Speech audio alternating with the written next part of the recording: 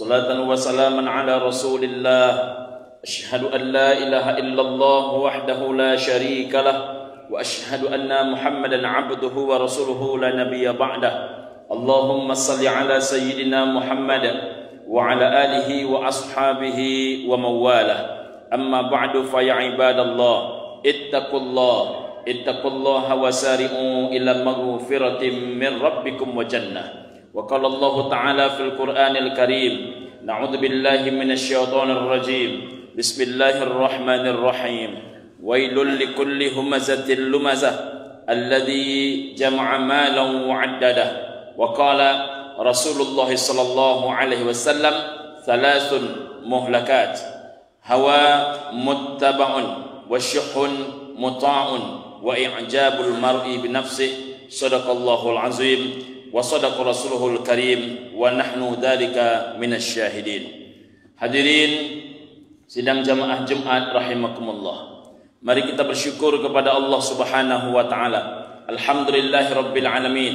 Siang ini Allah Subhanahu wa taala masih mencurahkan rahmat, nikmat, hidayah dan karunia ke dalam kehidupan kita, dan yang paling penting masih merasakan kepada kita semua kemanisan dan kelezatan iman dan Islam. InsyaAllah dengan iman dan Islam itu kita hidup, dengan iman dan Islam itu pula kita akan berpulang menghadap kepada Allah Subhanahu wa taala, iskariman aw mutsyahidan, hidup mulia atau mati dalam keadaan syahid di hadapan Allah Subhanahu wa taala. Amin ya rabbal alamin. Tamu Allah yang mulia, salawat dan salam kita peruntukkan buat Nabi kita Nabi Muhammad sallallahu alaihi wasallam.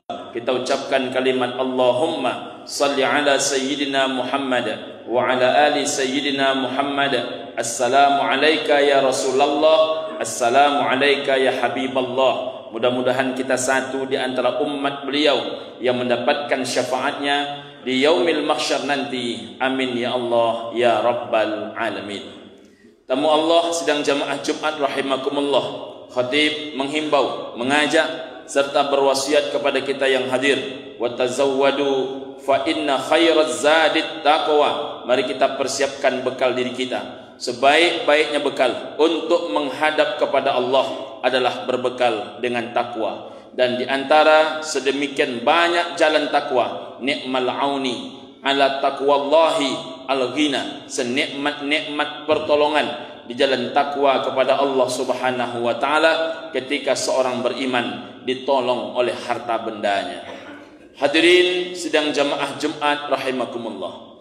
Qala Rasulullah sallallahu alaihi wasallam, telah bersabda Rasulullah kita yang mulia sallallahu alaihi wasallam, salasun, ada tiga macam perkara, muhlakat, yang bisa membuat hidup manusia beriman itu rusak, bisa membuat orang lurus menjadi bengkok, bisa membuat orang jujur menjadi seorang yang pembohong. Apa tiga perkara itu hadirin sidang jamaah Jumat rahimakumullah? Pertama kata Nabi sallallahu alaihi wasallam, hawa muttaba'un, hawa nafsu yang terlalu diperturutkan.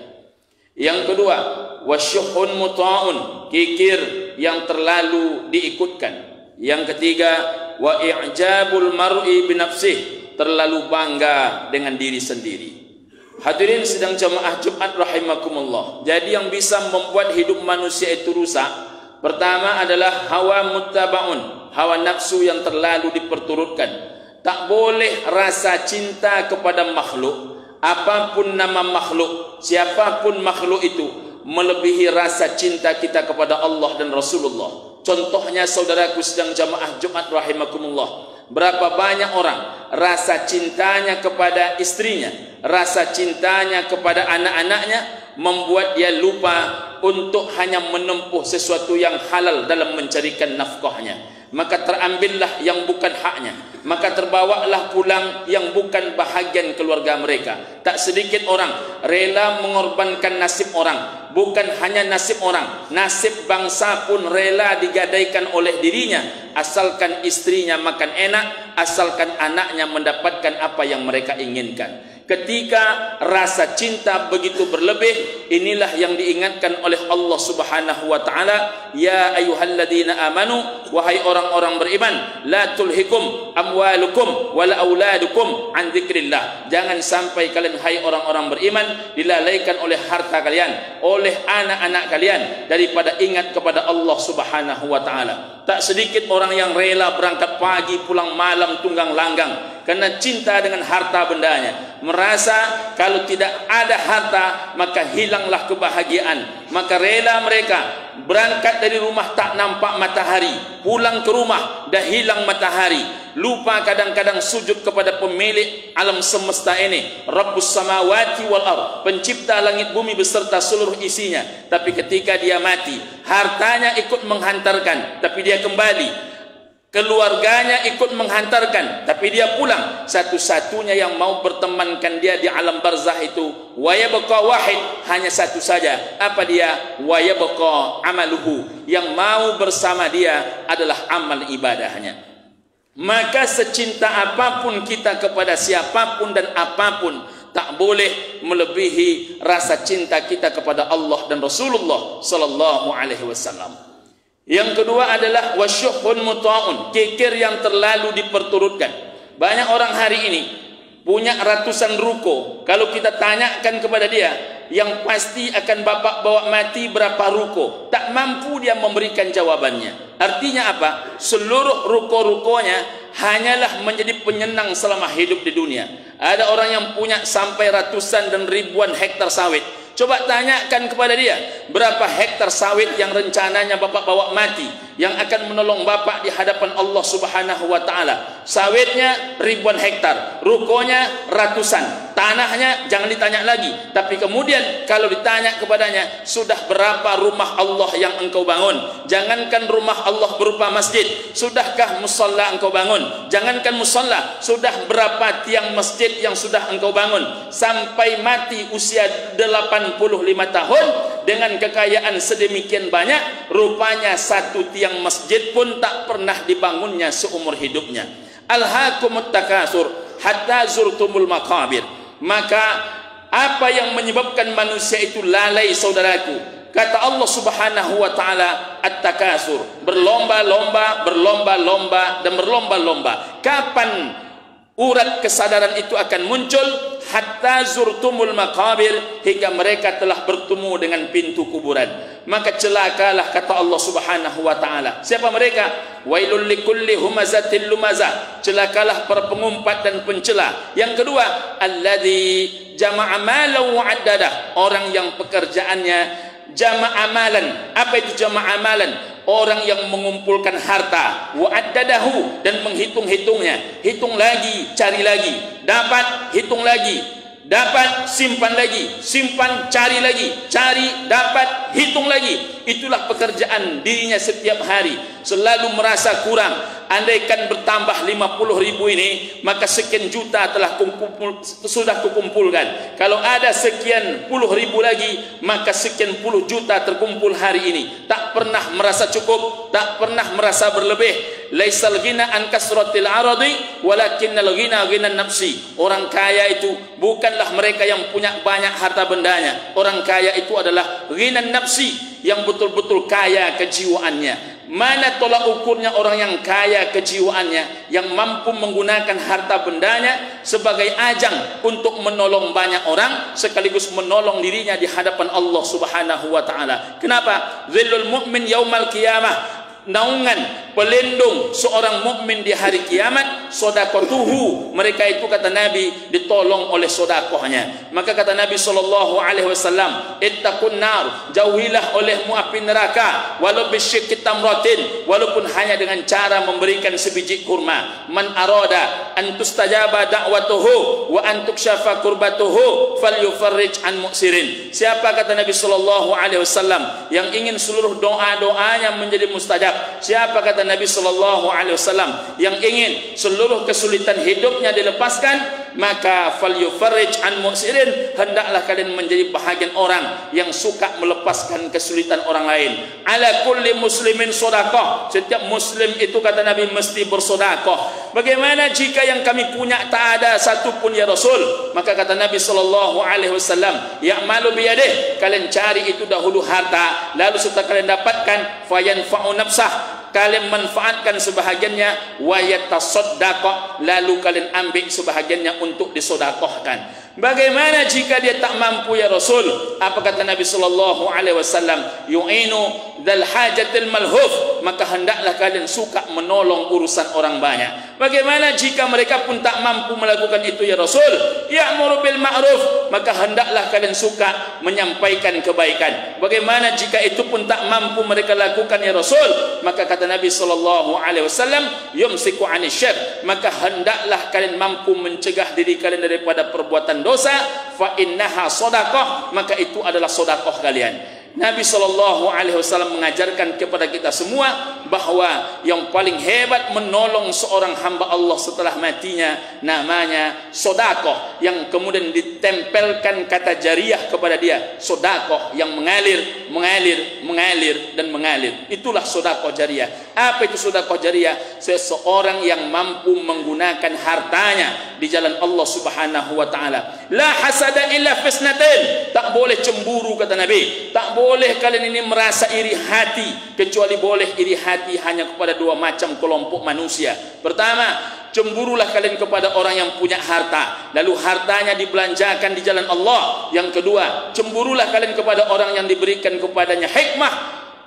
Kemudian kata Nabi, wa yaqdi biha fayu'allimuha, lalu hikmah itu diamalkan olehnya dan diajarkan olehnya. Itulah cemburu yang paling boleh saudaraku sedang jamaah Jumat rahimakumullah. Maka jangan sampai hawa muttabaun, hawa nafsu diperturutkan, dan syuhun muta'un, kikir terlalu diikutkan. Yang ketiga saudaraku sedang jamaah Jumat rahimakumullah, wa i'jabul mar'i bi nafsihi, bangga terhadap diri sendiri. Ada dua penyakit yang paling mudah dimasukkan oleh syaitan ke dalam relung-relung jiwa kita. Pertama adalah berkeluh kesah, yang kedua adalah berbangga-bangga. Kapan manusia berkeluh kesah?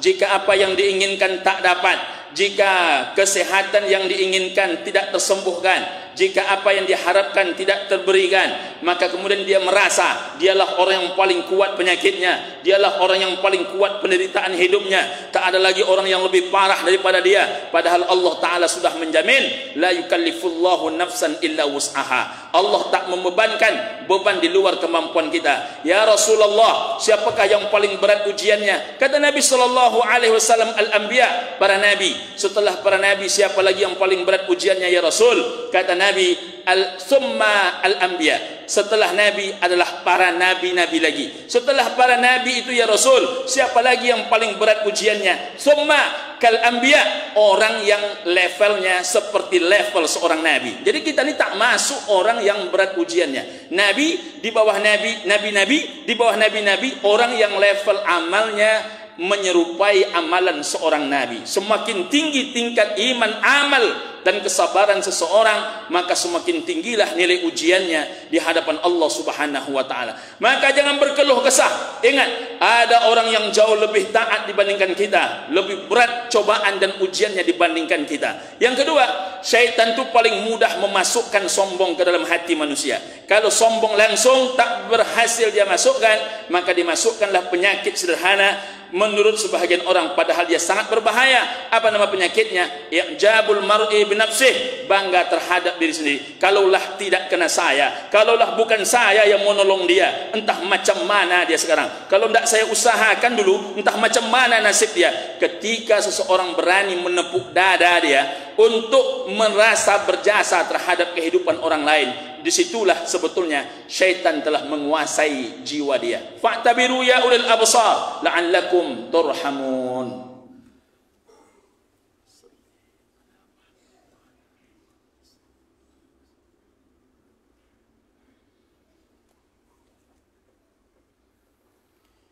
Alhamdulillahilladzi hamdan katsiran kama amaru. Asyhadu an la ilaha illallahul wahidul ghaffar wa asyhadu anna Muhammadan 'abduhu wa rasuluhul mukhtar. وعلى آله وأصحابه الأطهار اللهم صل وسلم على هذا النبي الكريم وعلى آله وأصحابه أجمعين وسلم تسليما كثيرا أما بعد فيا عباد الله اتقوا الله حق تقاته ولا تموتن إلا وأنتم مسلمون وقال الله تعالى في القرآن الكريم نعوذ بالله من الشيطان الرجيم بسم الله الرحمن الرحيم والعصر إن الإنسان لفي خسر إلا الذين آمنوا وعملوا الصالحات وتواصوا بالحق وتواصوا بالصبر صدق الله العظيم إن الله وملائكته يصلون على النبي يا أيها الذين آمنوا صلوا عليه وسلموا تسليما اللهم صل على محمد وعلى آل محمد كما صليت على إبراهيم وعلى آل إبراهيم وبارك على محمد وعلى آل محمد كما باركت على إبراهيم وعلى آل إبراهيم في العالمين إنك حميد مجيد اللهم اغفر للمسلمين والمسلمات والمؤمنين والمؤمنات الأحياء منهم والأموات إنك سميع قريب مجيب الدعوة ويا قاضي الحاجات اللهم إنا نسألك رضاك والجنة ونعوذ بك من سخطك والنار اللهم أنزل الرحمة والبركة والعافية والمغفرة والصحة والقوة والهداية والعناية على هذه النية وعلى هذه الجماعة يا ربنا يا رب العالمين ربنا آتنا في الدنيا حسنة وفي الآخرة حسنة وقنا عذاب النار وأدخلنا الجنة مع الأبرار يا عزيز يا غفار يا رب العالمين والحمد لله رب العالمين عباد الله إن الله يأمر بالعدل والإحسان وإيتاء ذي القربى وينهى عن الفحشاء والمنكر والبغي يعظكم لعلكم تذكرون ولذكر الله أكبر أقم الصلاة